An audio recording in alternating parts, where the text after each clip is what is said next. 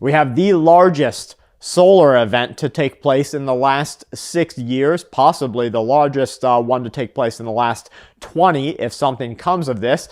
Now NASA's saying this has the potential to today and into tomorrow even knock out our satellites, knock out the GPS global positioning systems, interfere with radio waves, and do a whole bunch of other dirty stuff. But hey, nothing ever happens. Russia has again said, and the people of Russia are starting to pick this up now, they're starting to say that if the United States of America continues to be involved in this war against the motherland, which is as the people call Russia, then the United States of America is not only complicit, but will be seen as an aggressor in this war, a direct enemy combatant country. This means that Russia has the legal right, according to their own definition and the international definition, to retaliate against American sites and hostile sites across the world. Every base that you might have friends and family stationed at, maybe even them that are traveling throughout the countries, are possible targets to a Russian retaliatory attack.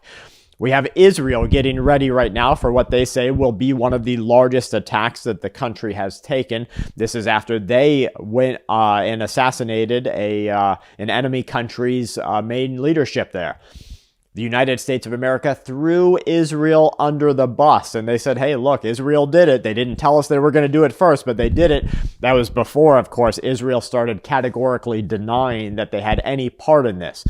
The resolution and what happens next in the retaliatory attacks is going to be an escalation in the Middle East. You can expect, of course, things like your oil prices to go up. We see shipping problems right now because major countries that ship things across the world are not being allowed into different territories. These territories around Turkey, some of them guarded by Iran. That means the things that you're used to getting, or maybe even the sales that we send out, those aren't going to be allowed to get to their destination. So maybe we get some food shortages. Maybe we get some supply shortages here in the USA. I was just talking with a person at an auto repair shop, and I said, well, how long is it going to take for me to get this piece in? And he said, you're looking at 2+ months. And I asked him, well, how long you been in business? He said 50 years. And I asked him again, have you ever experienced any shortage like this in the past? Never, was his reply. So why are we seeing something happen right now that hasn't happened during the last financial crisis, didn't happen during the 1970s and 1980s, even as the war in Iran took place, even as we saw the revolution there, even as we saw Israeli problems, even as we saw the Gulf War, even as we saw the Vietnamese War, even as we saw all these different things? Why now? There's something bigger happening out there, and I don't know whether it's just a breakdown of the once great touted globalization campaign. I really can't say for sure, but there's something bigger happening. I asked an AC guy how long it was going to take him. He said weeks. Usually it would just be days to get their parts. So from plumbers to electricians to AC guys to auto repair to the medicine that grandma needs to stay alive, we're seeing problems. Hospitals across the United States of America are all saying that they have shortages. This is a nationwide problem.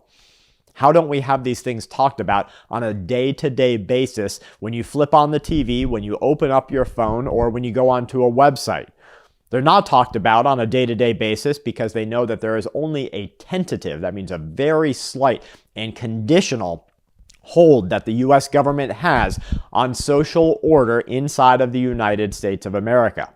There is absolutely no telling how long they're going to be able to hold out, but what we do know is what happens next.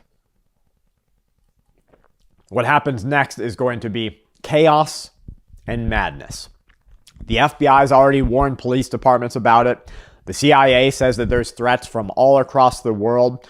Multiple countries are engaging in new anti-riot technology and they're trying to beef up their police response and police departments. They're all getting ready for what is basically going to be some sort of civil war inside of the countries. Why are they all getting ready?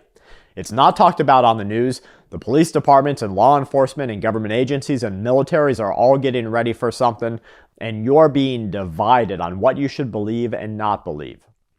When they say all of this about look down south, look at the immigration, look at all these things, I'm looking, but I'm also like, what else is going on? What else is happening here? Do you know that when a dog, this has happened through instinctual evolution or instinctual biology or whatever you want to call it. When a dog turns around before it lays down, do you know why that has happened?